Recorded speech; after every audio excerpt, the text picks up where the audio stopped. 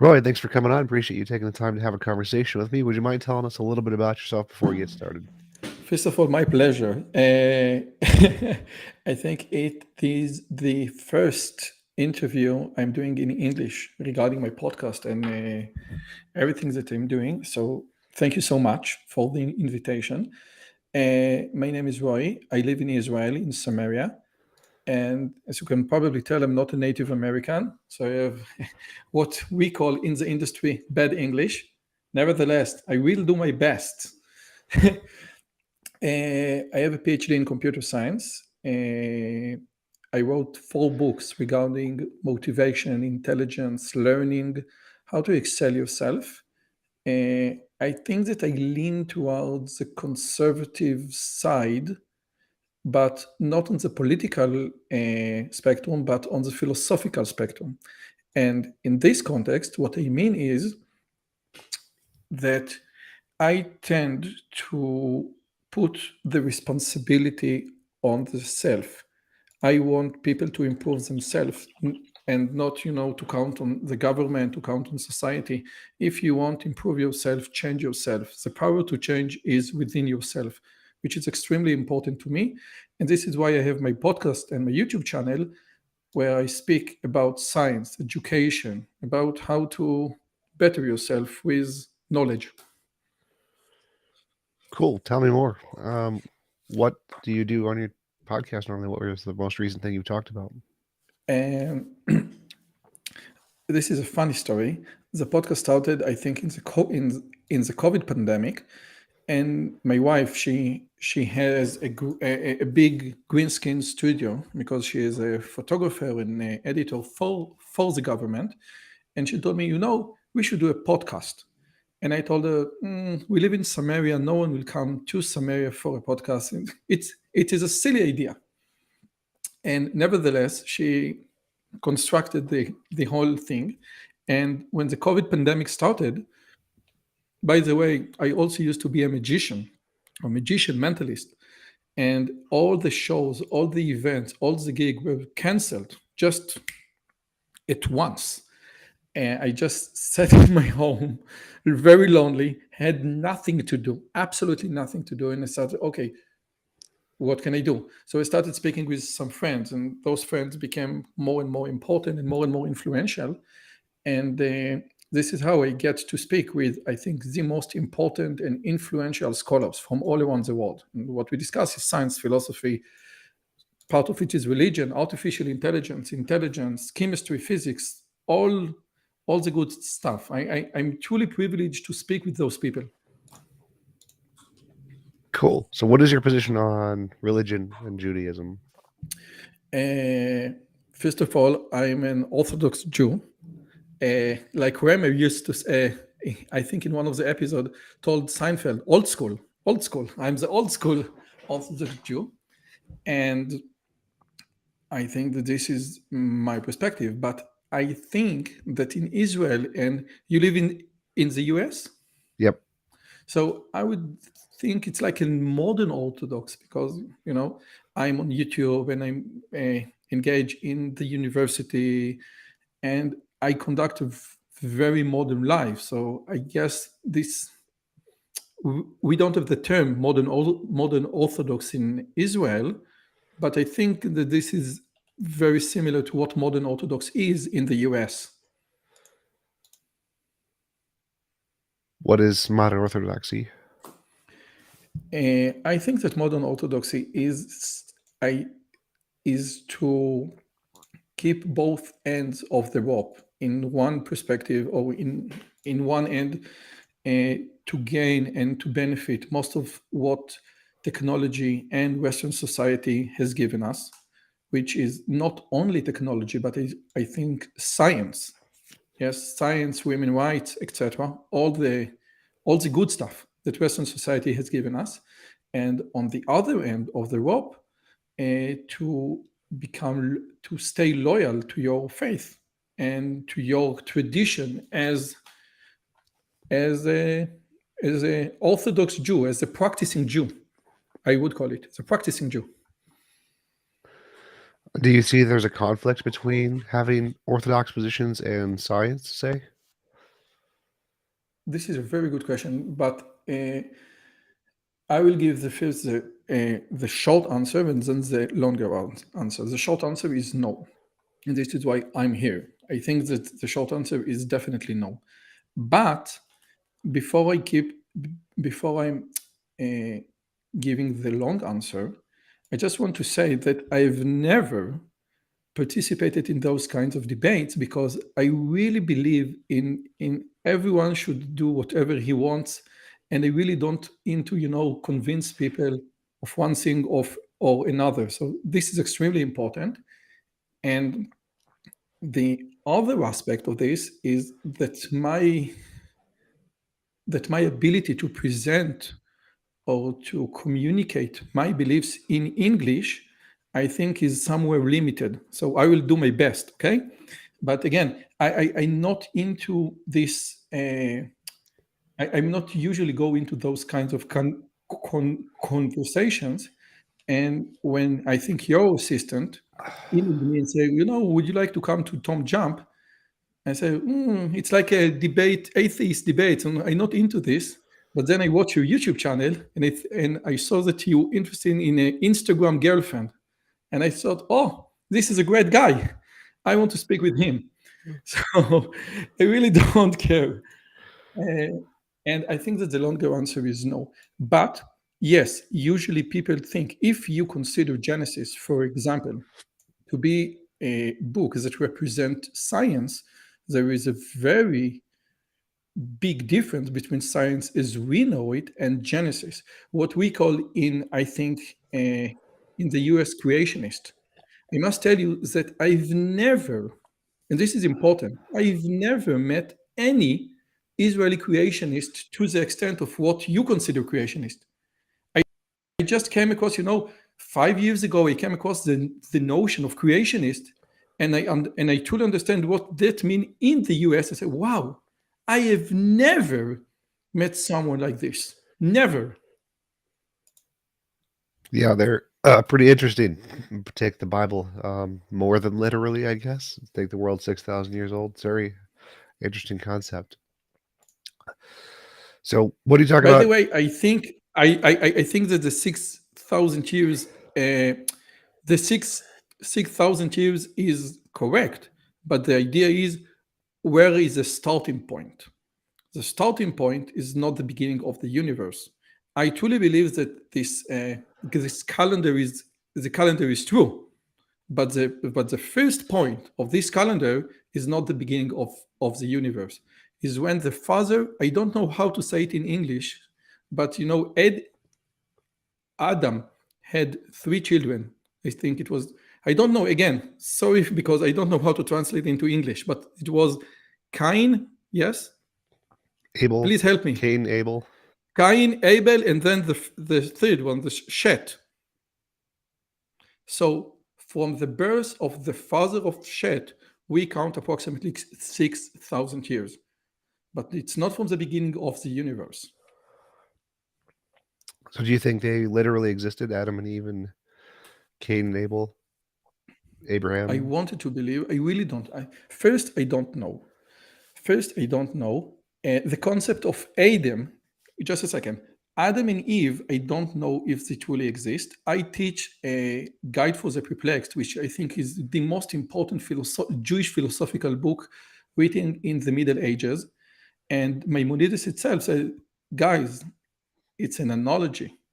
The story of heaven not really happened. It's just an analogy to the powers within man itself. And this is one notion. And since I'm a rationalist, I tend to go with Maimonides. So this whole story can be like an analogy to the powers that lies within every human being. The Adam and Eve and the snake. Those powers lives within each one of us. Sure. I definitely agree. It could be used as an analogy. My position is that I don't think most of them literally existed. I think the first person in the Bible who literally existed was King David. So okay, so now I think I would go with Shet and will go with Noah. But again, this is my belief, and I think the most important thing is you can believe that they existed or not existed. And when we encounter the Bible as an important book to Western society, and I think no one denies that the Bible was and is an important book in Western civilization. And we ask, what can we learn from the Bible? What message could we learn from the Bible? We learn from the Greeks, although we don't agree with the Greeks. We learn from Shakespeare. We learn from Tolstoy. We learn from all the great authors in history. What lesson could be learned from the stories of the Bible? And the concept of whether the stories of the Bible represent historical fact is important. But many people will say this is not the most important thing. Can you gain a moral or a fundamental message to your life in the 21st century from the Bible? And my answer is definitely yes. This is why this book is so important. What do you think the message is that we can get for the 21st century? Wow. I'm doing, again, I don't know how to say it in English, so you please, you need to help me. But there is idea of Parashat Shavua, which means that each week, each Sabbath, we read a portion of the Torah, of the Old Testament in all the synagogues in all the world. And what I'm doing is to take just one verse or two verses from the relevant section in each week and connect it to the concept or to the idea of what message can be learned. Okay, I will just give you a few examples. Okay, the idea of Moses, that we don't hear anything about his children. Okay, we don't hear anything about his children. We hear and we read many things regarding the children of Aaron, his brother, but we don't say and we don't hear and we don't read and we don't know almost anything regarding his children. And I think Dennis Prager once mentioned that this is very important. Great men has tendency, to forget their children because they invest so much energy in so many great things, leading the country, leading the sons of Israel to the promised land, that sometimes their own family is forgotten. And I think that this is a great message, how to balance your career.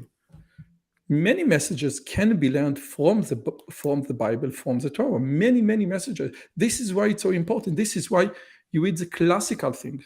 Hamlet is important because although it was written 400 years ago, you can still extract relevant messages from Hamlet to your own life. Do you think you can get negative or bad messages just as well as you can get good messages?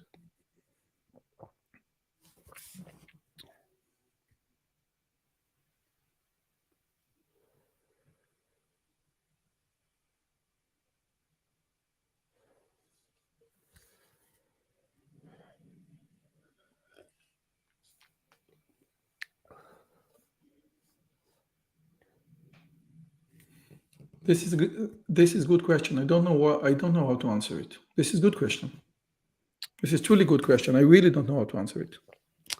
Because as an atheist, when we read the Bible, we see more negative messages, and we see, especially here in America, many Christians interpreting the Bible in ways that can justify their bad behavior, their bigotry or whatever.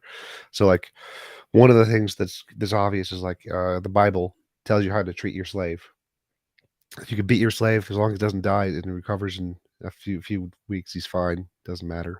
You could own your slave forever if you give him a wife. You can, if a rapist, someone rapes a woman, then the woman has to become his wife. There's lots of bad things like that where God commands killing and death. He commands Jephthah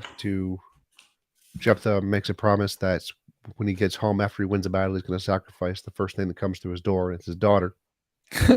This is a funny story. It's, and similar stories where God commands sacrifice. And remember, there was a story where there were some men chasing an angel, and he went into, I think it was Lot's house, and Lot Yeah. gave them a prostitute instead, and they violated the prostitute and No was prostitute. His own oh yeah, his daughters. own daughters. That's right. His own Yeah. daughters. Not he he manipulates. He gives his own daughter for a group rape. Yes, this is a very bad thing. Okay, and again, I'm not into usually those kinds of conversation. Nevertheless, I will give you my point of view. You are absolutely right that the Torah, or if you want, you can call it the Old Testament, was given in a certain time and place. And in that certain time of place, morality and all norms were vastly different. Slaves were legal in the US up until 100 years ago. Even the Second Amendment, I recently read about the Second Amendment, and just a second, if a slave, you need to return the slave to his rightful owners, etc. In the US, the most democratic state ever existed. Okay, so the norms are constantly changing, and I think that what Sam Harris does is reading Leviticus in his modern eyes is unfair. Okay, this is unfair. Now, there is one thing for sure: we can't take the Old Testament as a text and live by the Old Testament. This is absolutely sure. But as a Jewish, we have the interpretations, and we truly believe, and this is what I believe, that those interpretations were given alongside with the text itself. And this is very important. The idea is that some of the things that we consider to be immoral, when you consider them, when you look at depth, become very, very moral. But one thing that you could ask, and this is a good question, is, I go with you. Maybe 3,000 years ago, when the Torah was given, it was the highly moral standard ever existed on planet Earth. But now we are 3,000 years older. We are much more modern. We are more moral. Therefore, the Torah is irrelevant now. It was relevant 3,000 years ago. Very good. But it's irrelevant now because now we don't need the Torah to tell us that slave is ethical bad. Do you get my point? Sure. But do you think? And first, this is a good question. This is a good question. And therefore, the idea of constant interpretation is mandatory. If there was a rabbi in, I think, approximately in the 11th century, that he said that if you take the laws of the Torah and we try to make a modern state more than 1,000 years ago, the state will fall apart. We need to modify the law, to adjust for the modern state. And he said it 1,000 years ago. Okay? 1,000. If you don't know who I'm talking about, and I'm talking to mainly Israeli here or Jewish, I'm talking about the Rashba. The Rashba said that if you take the laws of the Torah and say, let's construct a state from those laws, it won't work. Okay? The idea of constant interpretation, the idea of, different treatment to women. Women were treated very bad in ancient times, both in Jewish and in Christian and in paganic world. I believe that women were treated much better in Jewish culture than in Christian culture. Nevertheless, women need to be treated differently nowadays. Okay, and this is part of the constant interpretation.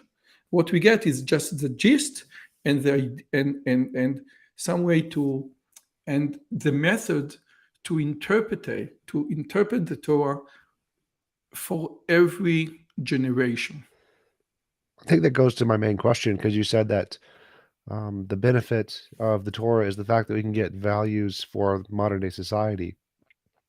No, I didn't say. I said that the benefit for you as an atheist, like you say, okay, Shakespeare, no, Hamlet is a very it's immoral story, and the Iliad and the Odyssey by Homer are terrible stories. Nevertheless, you can get some juice, some very good gems out of those stories, even though you don't subscribe to everything that's represented in those stories. This is what I tell you. As an atheist, you can gain some wisdom from this book.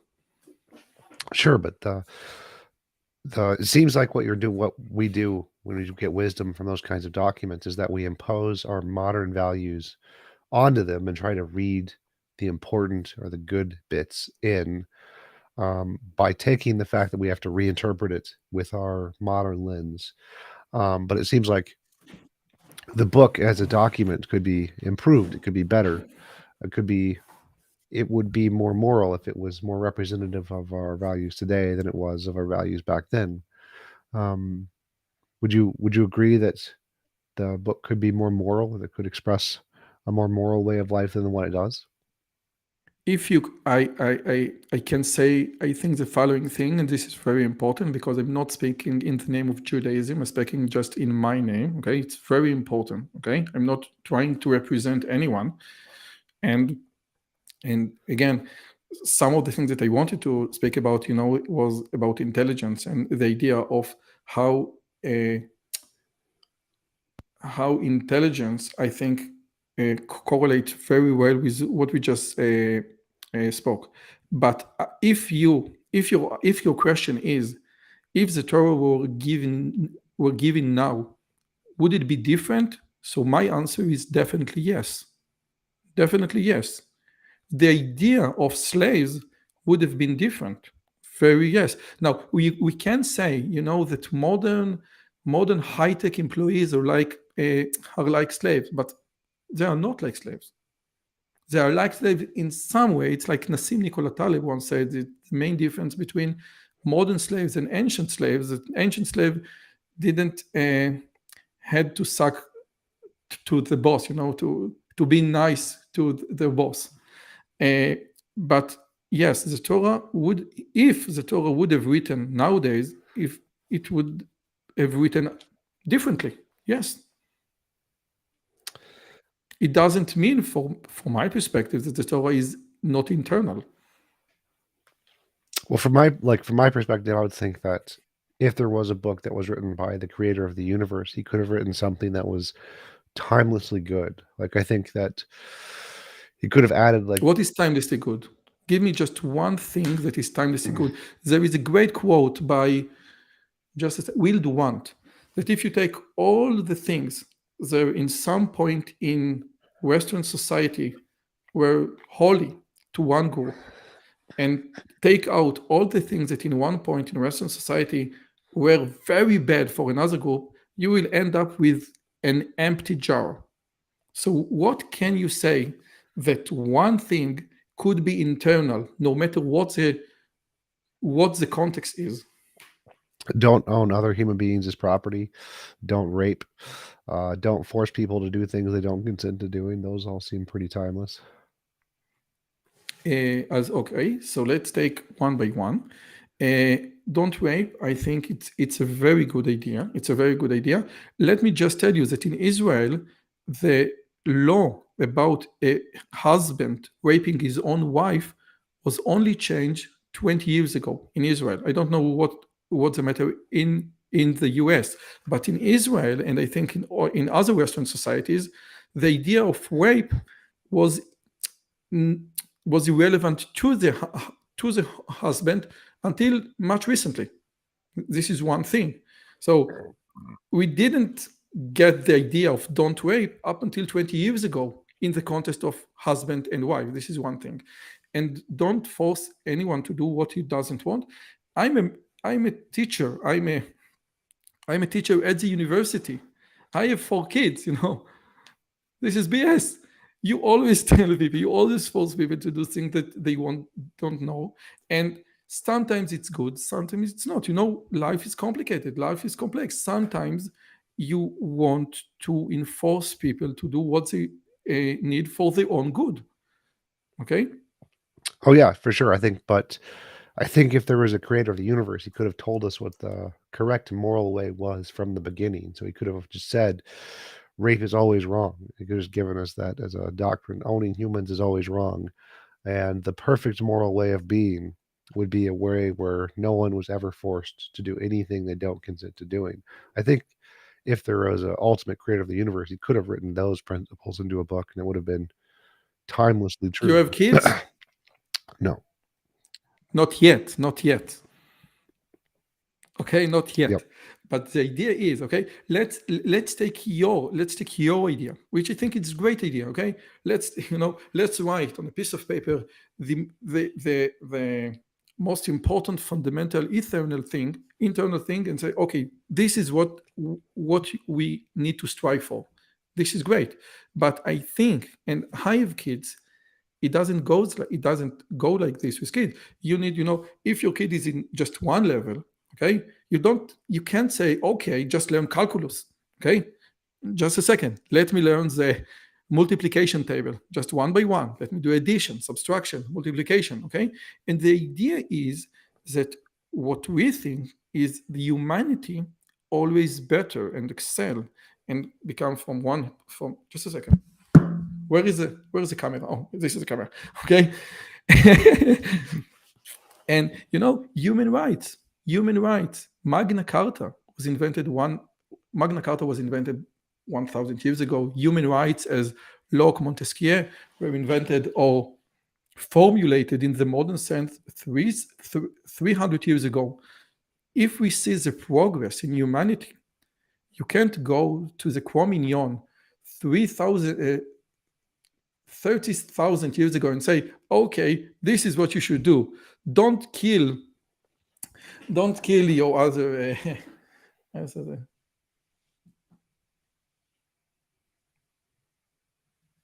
Don't kill other people. It doesn't go like this, okay? And what you need to do is to go and progress yourself. And this is why the Torah was given in a certain place and a certain time for a certain morality of humanity. Okay? And we better ourselves every day. Now, my question to you is, if I may, we have Sure. basically the same size YouTube channels. I have approximately 16,000, you have approximately 14,000, and I see your numbers. And I know that this is not how you get rich. Okay, you are not doing it for the money. What you're doing right now, we are not doing it for the money. Neither you nor I. And my question is, what is your call?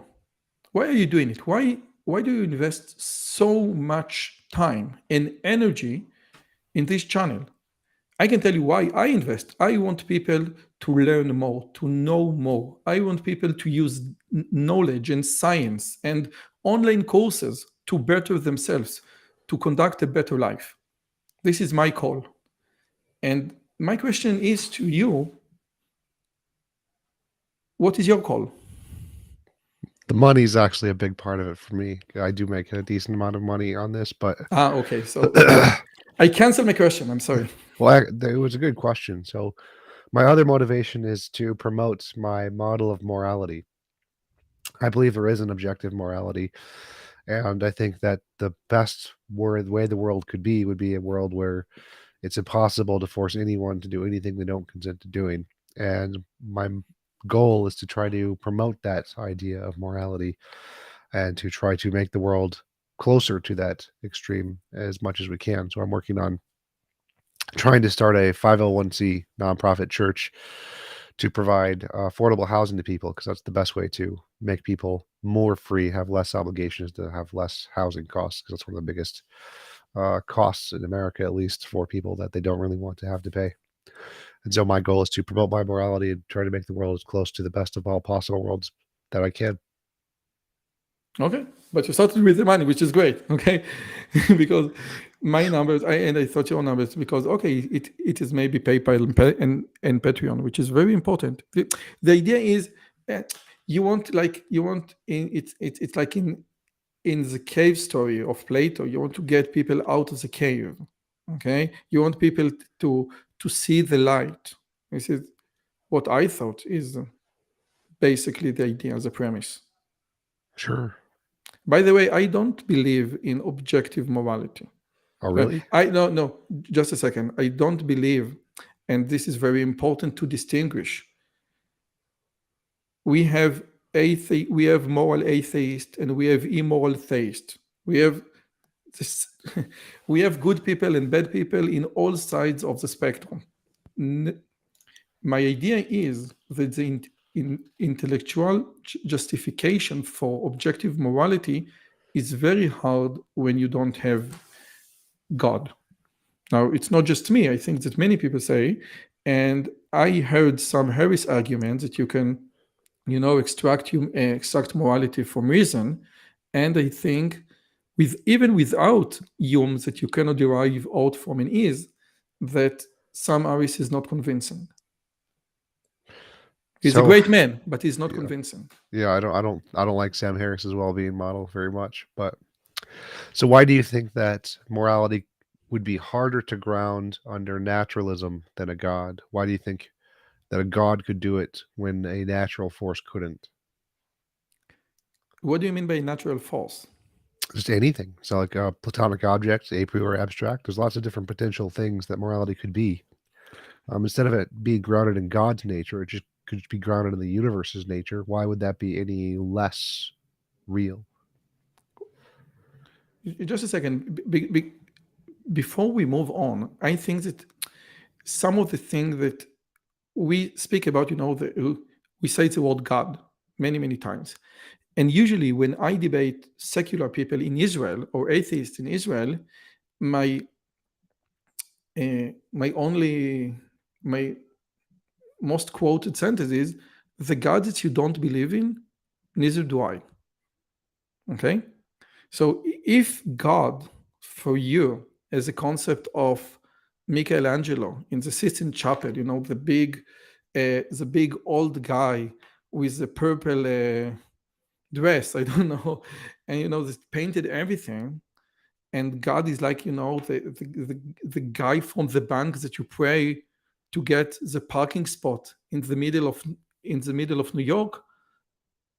This is not what I believe in God. Okay, so what is the God that you don't believe in? I define God as a mind that created the universe. That's it.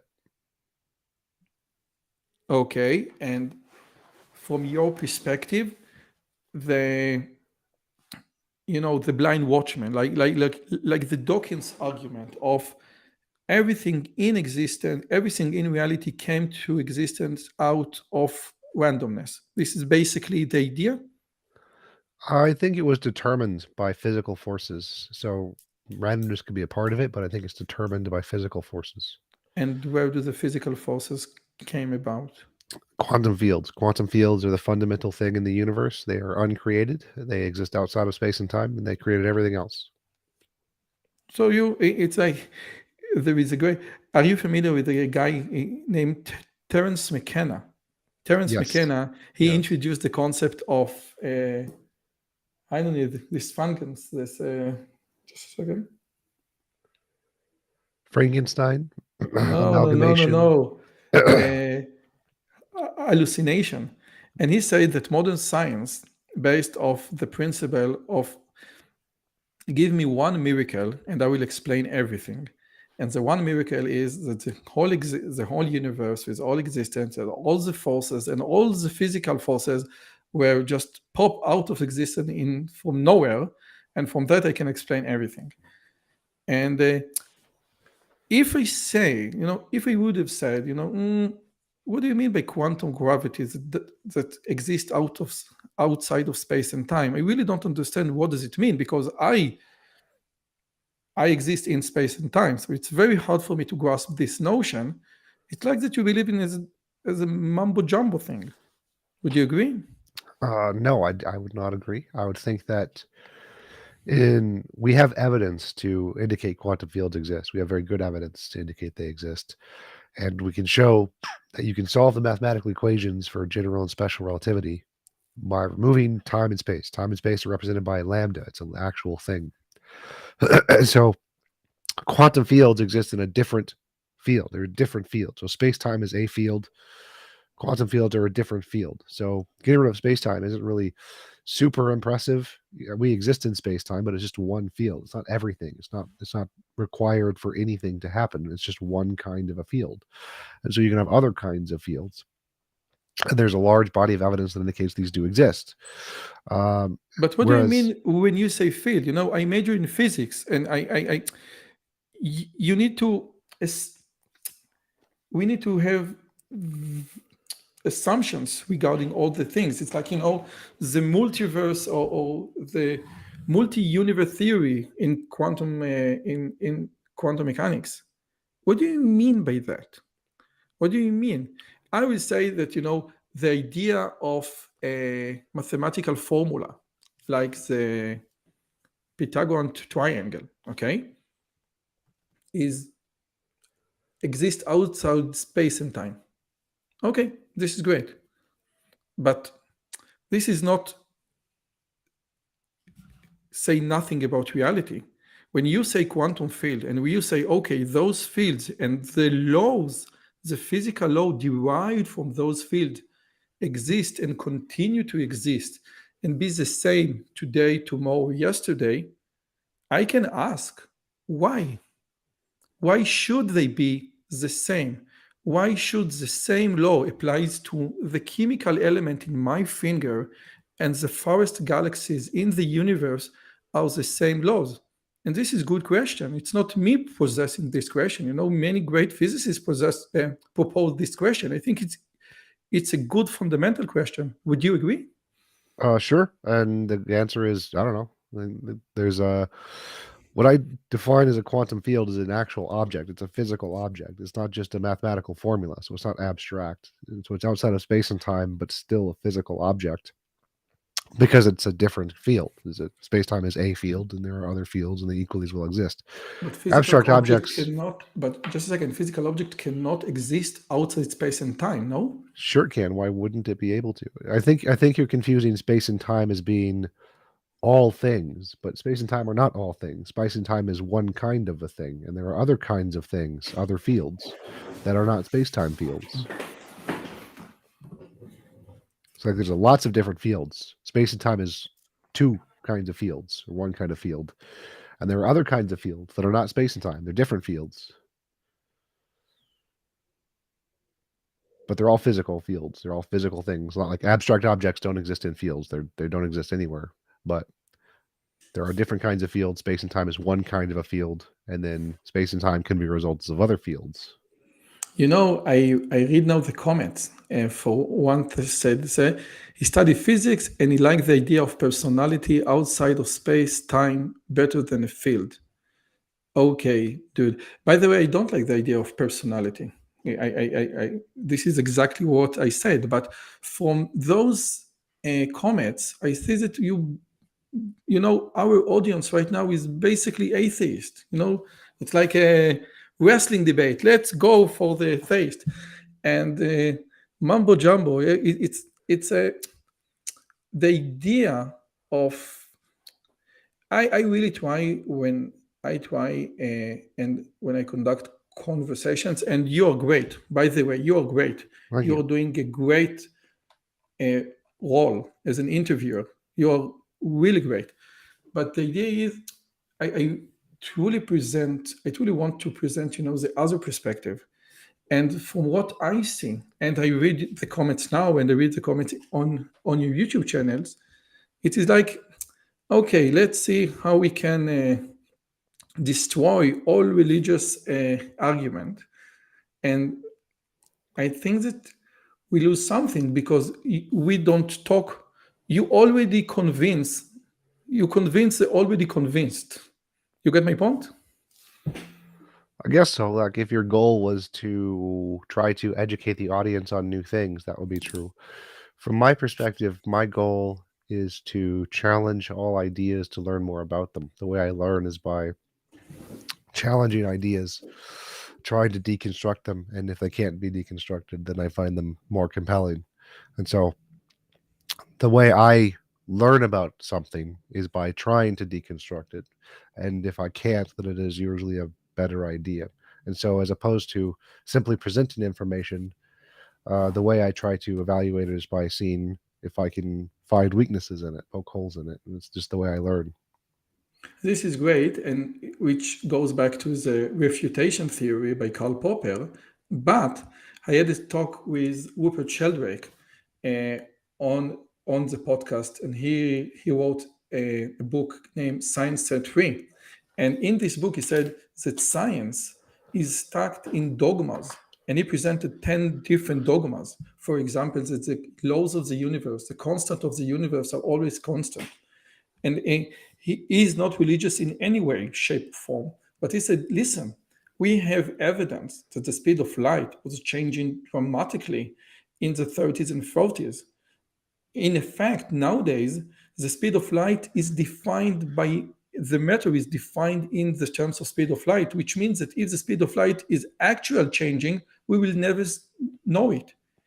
And what he said, and I asked him about the refutation theory of Popper and say, this is great.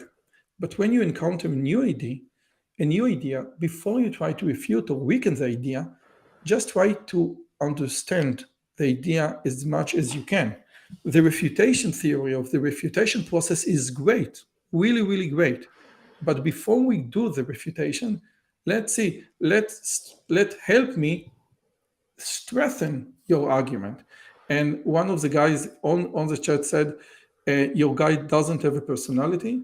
So the idea of the Jewish God, or some ideas of the Jewish God, says, yes, that God is unchangeable. Yes, and if it's unchangeable, so it doesn't react to what you do. Okay? The laws of nature, the laws of reality, what you might call karma, is how God operates in reality. And we have several lines of we have this, the gravity, which is law. But if you do good, good will come to you. This is also law of reality. This is a different law of reality than the gravity or the second law of Newton, but we have different laws of reality that reality works by. And this is how God operates in reality. So, a couple things there that I wanted to comment on. I'm very familiar with Rupert Sheldrake, and I Very disagree nice with guy. his. I disagree with his dogmas. I don't think science has those dogmas. Like, for example, we don't think the laws of physics have been constant forever. In fact, we think they have changed. I don't think the speed of light has changed. But for example, gravity used to be repulsive at the early universe, goose early universal inflation. So we don't presuppose that the laws of physics have always been the same. What we do is we say, as far as we can tell, the laws of physics that have predicted the orbit of Mercury, whatever, Newtonian or Einstein's general relativity, predict it back and forward in time, not just the current time. And they seem to accurately predict what would be the case if that was going to happen. So we test it. We say, can we launch a rocket uh, to go around each of the planets in orbits for the next 3 years to get out of the solar system? And they do. We successfully predicted the exact orbit that it would travel through the solar system, got it right. That's pretty good evidence to conclude that the laws of physics have been constant. And you can infer that inductively to be the past. And so we don't have any reason to think the laws of physics have changed. I don't know what he means when he says that the speed of light was slower. or faster in the 1930s and 40s. That would be very strange, because the speed of light governs how fast electrons move around particles. And so if the speed increases or decreases, the radius of No, yeah, particles. the idea, the speed of light is 1 divided the square root of mu 0 epsilon 0. And what he says that mu 0 epsilon 0 is something changing. But there is another way that if you do all the Maxwell equations and not partial derivative, but you do it with full derivative, you get to a notion of speed of light as a function of t. What you said right now about science doesn't have dogmas, Sheldrake himself told me that his book came out, Set Science Free. The editor of Nature compared his book to Mein Kampf, to Hitler Mein Kampf. Okay? And this is a very inappropriate comparison for something that, a hypothesis about nature and about science and about, the measure or how to do good science. If you compare Set Science Free to Mein Kampf, this is hard not to think about dogmas in science. Well, Wouldn't I you agree? agree. I agree, but I don't think that one guy comparing it to Mein Kampf is equivalent to there being a dogma in the entire field of science. I think that, yes, there are some people who hold positions very strongly and think any There is disagreement no with that science, position. only scientists. Okay, I go with you. I go with you. There is what is science? We only have scientists. Science doesn't have dogma. Scientists have. Very good. Okay. Well, I think I would equate the two, but so I'd say that that one guy disagreeing with Sheldrake is not a dogma in the majority or consensus of scientists. It's that one guy.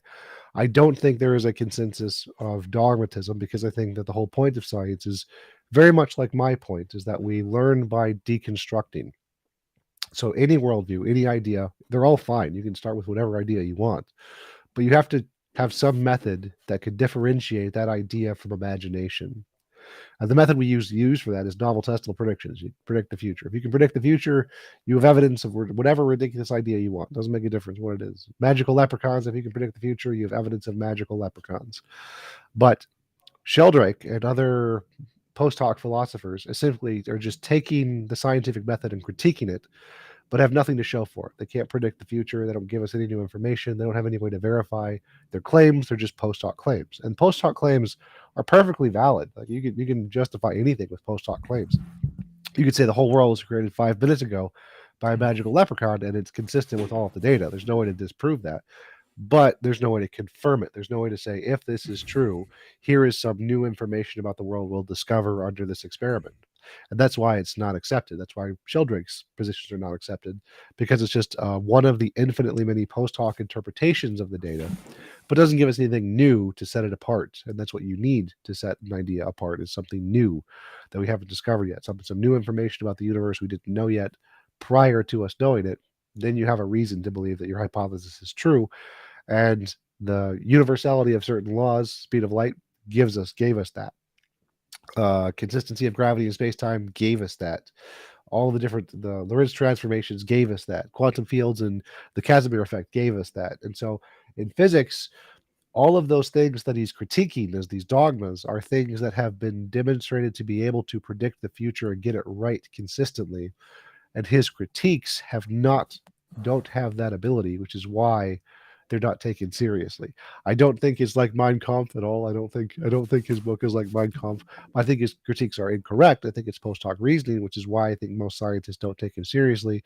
But I do agree with you that it's not correct to compare it to Mein Kampf. I think that's a little extreme. Okay. You also mentioned karma. You said that if you do good things will happen to you. I don't. That's. I wish that were true, but I don't think it is true. I think that's is often false. There is a great psychological experiment, that if you want to use a correlation between many things, you will see that people who answer telephone polls live longer, which say, okay, this is strange. Why there should be a connection between answering telephone polls, on 7 p.m. when you just before dinner time with your family, and you just, invest the time in some stupid telephone poll and live longer. And the idea is it's not the telephone poll. It's the kind of a person who answers telephone calls. It's a kind of person who let other car wave in the traffic. The idea is that if you conduct your life in a certain way, it's like there is no reality. There's just how you perceive reality. If you perceive reality in in a better way, reality will be better. Recently, I came across a book by Bernie Siegel, Dr. Bernie Siegel. It's called Love, Medicine, and Miracles. And he was a doctor, a surgeon, a cancer surgeon. And he was not religious again, but he was started to see many patterns of people with just healed from cancer and say, okay, what is the common denominator between all those people? And he said, listen, the human mind and the human body have great power, great healing power. Now, it's not Barry Siegel. I think it was Voltaire who said that the job of the doctor is to entertain the patient while nature heals him. This is a great quote. But in order for you to get to this state of mind, to this notion, you need to be a very specific kind of person. Okay? Person that see reality in very particular glasses. And I think this is what it is all about, helping you see reality in better glasses. Okay? So when I think of karma, the first thing that comes to mind is the Mein Kampf example. Like I would imagine that the Jews, who were most of them who were enslaved and went to the gas chambers, were very nice people, very good, kind people, and I imagine the jailers were probably not very good people, or at least not at that particular time when they were gassing them. But the jailers lived quite a bit longer than the people who were being gassed. And so, using Quite. that very, very extreme example, it seems like people who can be very bad can live for much longer. For example, dictators, people who conquer Genghis Khan, Attila the Hun, do very bad things, but they live and propagate uh, far better lives than many of the people who are under them, who are their victims. And so, using the most extreme examples, it seems like karma doesn't seem to accurately represent reality. What do Now, you about mean? No, no, no. This is great example. This is great example. And I think what we are missing here, first, the idea of evil in reality is a very profound problem in all religion. Okay, first, this is a very profound problem in all religion. I think even King David, yes, King David in Psalms, I don't know how to say it in English, but they say how the evil men prosper. It is not fair. It's unfair. Okay, even David said, it's unfair. David was a good man, but was hunted by King Saul, and it was unfair. But he did nothing bad. Okay, up until this point. So you have a very good point. The idea is that you can lead better life even in the harshest scenarios, even in concentration camps. Okay, even in concentration camps. Let me give you the one example that I love so much. Natan Sharansky. He was a he was prisoner for the Soviet Union for I think 20 years, and he wanted to go to the land of Israel, and he was a prison for 20 years. And he told the judge in his sentence, "You sent me to jail, but I am more free than you because my mind is free. My body is not. I'm chained in this very small room." Okay, so the idea of free, of there is like the free of the mind and free of the body, and like many in the U.S. and well-developed countries, that there is an inverse correlation. The more physical comfort you have, sometimes you become more depressed, more suicide, yes, more psychiatric pills, etc. There is a this is this is why we Westerns so obsessed with India, because India in the physical level they have nothing, but on the spiritual level they have wow. Okay, and we envy in India. We want this freedom of the mind. We have everything. We have this great couch, okay? But sometimes this couch is not enough. Oh, sure, I would agree, but I think that was idle minds or idle hands lead to a corrupt mind or something along those lines. I forget what the quote is. When you have more time to think and you don't have to literally work every minute of every day, that can lead to depression. Higher intelligence leads to depression. People who are more intelligent tend to have more depression. So if you have malnutrition and that lowers your intelligence, you're less likely to be depressed, even though you have an objectively worse life. So I don't think that the level of happiness is an accurate measure of how we should determine whether or not someone is truly living their best life or whether or not they have a valuable life in that just because they feel happy. I think you can make people feel happy with miserable lives. People can be deluded and deceived by religious figures or indoctrinated by cults or all kinds of things to make them feel happy or think they're happy when they're genuinely don't have fantastic lives. And so I think that there was a study done on money, how happy you are based on how much money you have, and it goes up to about 50 to 60,000. There's a sharp increase where you go from if you have less than that, you're really depressed. By Daniel Kahneman. Yep, And yep. after $60,000, which is just let all the viewers say, in $60,000 in the US, annual salary is just, I think, a little bit below average. And after $60,000, there is no correlation whatsoever between money and happiness, which Well, it means went up. It was still went up, but it very slowly. It was very, very quick, and then it went up slowly. when I spoke with Danny Kahneman, he said this was flat, okay? Uh, And I spoke with Danny, okay? I want to dispute that. In the book, in the actual paper, it actually shows it going up, but very slightly. So after the 50,000 mark, it's a very steep increase, but after that, it goes up only a little bit. So it still goes up, but a tiny amount. So it's not a significant degree statistically. So it's not correlated to the amount of happiness. The amount of money you get is no longer correlated to the amount of happiness you get above that rank, but it still goes up a tiny amount.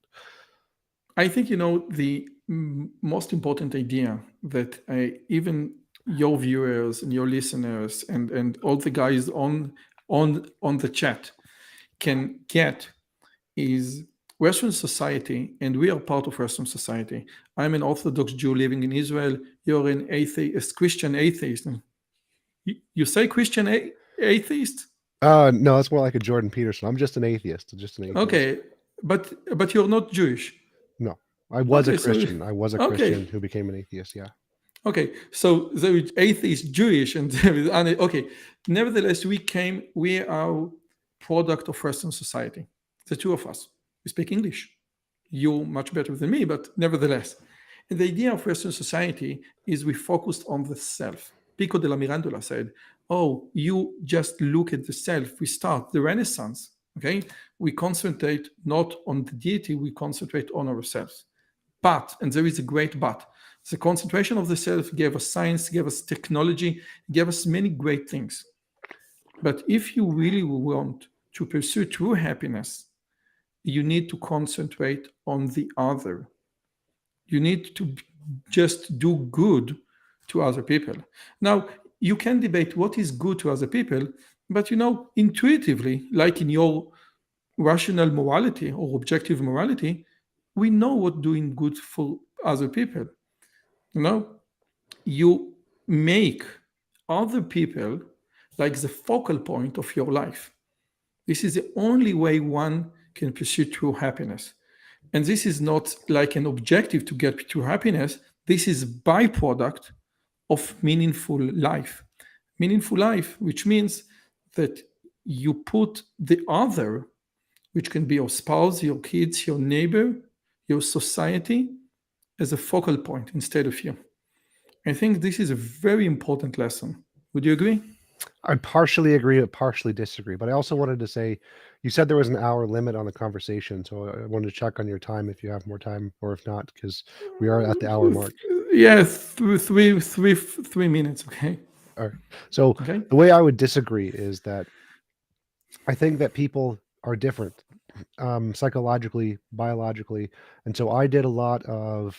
I had major depression in my childhood, and I was doing a lot of searching to try and find ways to overcome that. And the sentiment that you just expressed was one of the things that I invested a lot of time in trying to explore, devoting time to helping others through volunteering my time at the Red Cross, at Habitats for Humanity, Salvation Army, doing things to try and help other people. But it never made me feel better, not even a little bit.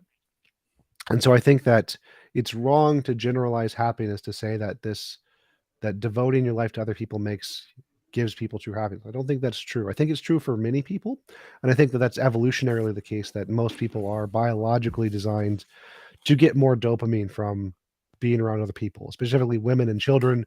They get a lot of oxytocin from that, which is a really hard thing to get from anything else. And so they can probably get more fulfillment from children than anything else, thanks to biology. But I think that to generalize that to all people would be inaccurate. I think there are many people like myself who don't get oxytocin or dopamine from helping others as much due to our psychological state. I was diagnosed with autism, and people with autism don't have the same kind of an emotional connection to other people. And so they don't get the same kind of fulfillment from helping other people that most regular, normal human people do. And so I think that it's true happiness is something that you should need to investigate on your individual basis based on how your brain and your biology works to understand what gives you fulfillment. And I think that's going to be different for each individual.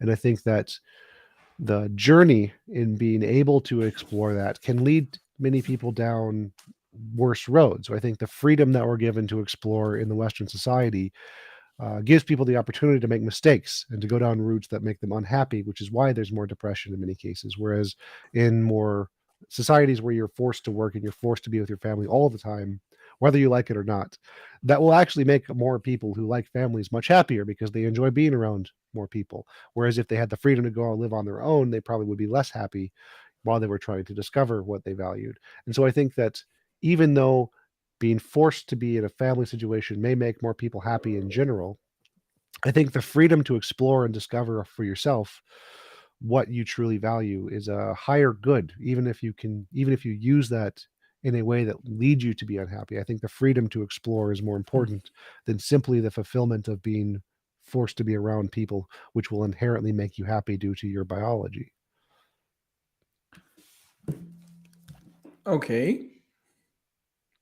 So my take on that will be that it is not just helping other people, okay? Because many people, like misanthropics, they don't like to be around many people, which I think is absolutely true. The idea is that you are not the focal point. Maybe science is a focal point. Maybe building your own unchristian objective quantum field church is the focal point. But make the something else the focal point of your life. And again, happiness is a byproduct. And what I say my students all the time, we have the Disney notion, and we live in the Disney. We are. How old are you? Basically, 34. 34. I am 41. So we got into, we grew to many of the notions of Disney, and some of the notions are destructive. For example, do what you love. Do what you love. Do what you love is sometimes, not always, but sometimes, mainly for millennials, is a destructive concept. Instead, like my role from Dare to Job said, instead, do what you love what you do. Okay? Focus of what is meaningful, what is important, what is the focal point of your life, what is the most meaningful thing, and try to love this thing instead of, what do I love? Should I do this? Okay, you are not the focal point. Make something else the focal point of your life. And I think that's good advice for many people, but I think that many people can get fulfillment just from looking within, from being content with who they are instead of trying to attribute value to something external, which I do. I like purpose and meaning, and the billionaires all like to derive value from some kind of goal and solving problems, but not everyone. I think it's up to the individual, and sometimes some people can find value from just focusing on themselves and self improvements, uh, motivational speakers types. And so I think that it's too limited to say that it's wrong to focus on yourself and that you should focus on other people. I think that that's just a general rule that could be applied for many people, but I wouldn't want to say for everyone that this is the true method of happiness. I think that the true method of happiness is individual, based on the individual, because I don't think it's the same for everyone what will make them truly happy. And I think once we get to a point where we have artificial intelligence and it can solve all the problems for us, we can really find out for each individual what will make them happy, rather than trying to give one general rule that applies to everyone. So let's agree to disagree. Okay, this is nice. First, it was very nice conversation. I hope I